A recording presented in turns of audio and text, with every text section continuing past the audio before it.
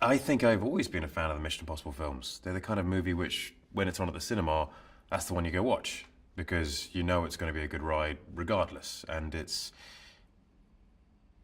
a spy movie, but set contemporary, and it's realistic. There are some gadgets in there, sure, which are like, okay, maybe that's a stretch of the imagination, but it's entirely feasible, and everyone loves that. And so, yeah, I've always been a fan.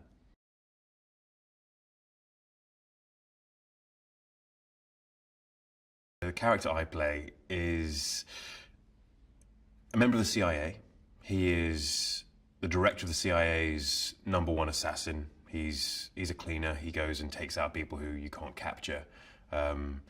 He's rather notorious within the CIA. The way the IMF and the way Hunt looks at him is like he's the enemy, because he's been forced upon them in the team by Erica Sloan, the director of the CIA.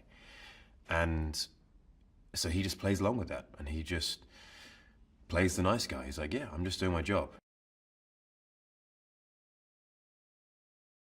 I think Walker has watched Ethan Hunt from afar. Obviously, he's one of the top guys in this very strange section of the CIA, the Impossible Mission Force, IMF, and he obviously knows that Hunt has talent, his ability, but I think he looks at Hunt as someone who doesn't have what it takes to do the necessary things. He puts too many people and too many things at risk because he has a moral code which is too strict. The script is very much alive. It's a process which never stops evolving. And I like that. It can be difficult at times. As I say, it's a challenge when you've got your character and you're trying to look at arcs and where to play stuff. But McHugh is so aware of that as well. It all ends up blending together, and it's really rather clever. I don't quite know how he does it, but it is alive, and yeah, that's the way Chris works. And I quite enjoy that, because it allows your character not just to be stationary throughout the shoot. You are constantly moving and adjusting, much like humans in regular life. If you're going through intense scenarios, your opinions will be changing reliant upon the scenario that you went through.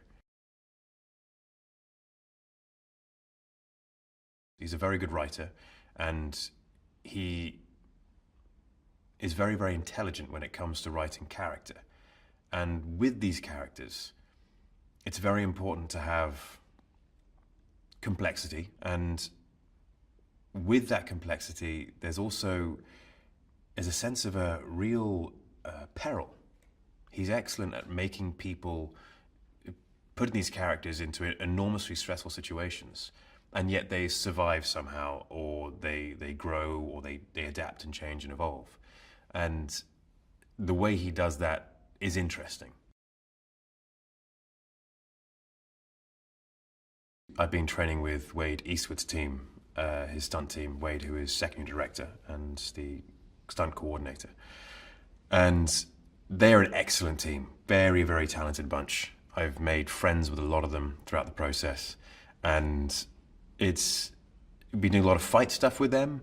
And on this movie, I've done stunts which I haven't done before. And so they've been training me and teaching me about the basics of each stunt. I mean, I've done fight stuff before, I've done light stunt stuff before, but this is definitely more involved. In previous movies, it's been on a green screen, and you've been hanging on a wire on a green screen, which is one thing, but when you're hanging off, I don't know, a 1900-foot cliff on a wire, it's a little different. It feels different. If you're hanging out of a helicopter in New Zealand in the winter for an hour and a half each time, it's different rather than just doing it on a stage. It's real. It's at least partially real. And the danger's real, and the danger's there. The mission's famous for the actors doing their stunts. They let me do it, and I've loved it. It's been an incredible experience. The one which really sticks in my head a lot, just because it was quite grueling over the 2 weeks, was the helicopter in New Zealand.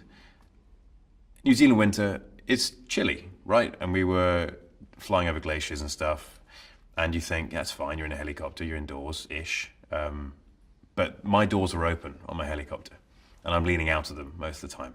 And so I'm not too sure how fast we're going. I'm assuming 80 miles an hour plus. I think it got down to -15.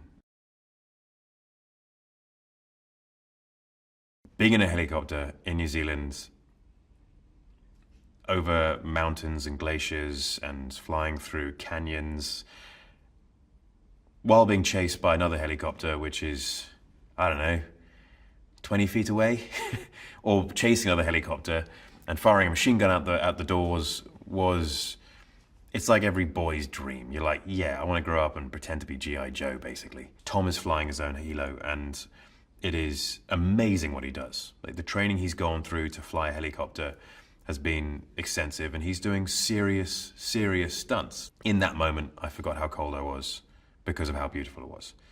So, despite that cold, it was an incredible experience. One of the stunts I did, which sticks in my mind, was Pulpit Rock in Norway, which is about 1,800 feet. The weird thing about that, you're standing up there and you realize how high it is. And then you're being backed off, you're walking off the cliff backwards because it's like abseiling. And it's so high and so sheer that it doesn't look real. I think it looks a bit like a painting from up there. So it didn't feel quite as bad until you're hanging down there while they're discussing the shot and the wind starts to pick up and you feel yourself just blowing side to side. You're like, I really hope this stuff holds. I trust you, Wade. And that was good fun. I loved that. As far as Walker's fight style is concerned, we wanted to make Walker different from Hunt. He's a trained assassin. He knows how to fight. His strengths lie more in brutality and a brawler style. It's more of a fight to kill, fight to completely disable so you can kill. Performing stunts with Tom Cruise, he's obviously very experienced with stunts, and I mean, aside from just performing stunts with Tom Cruise, which is pretty cool. It's a cool thing to be able to say.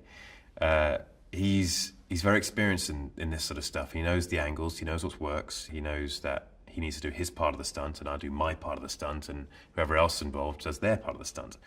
And from that, you end up with a winning formula. There's a connection between Tom and McHugh because they understand each other. They understand the same process.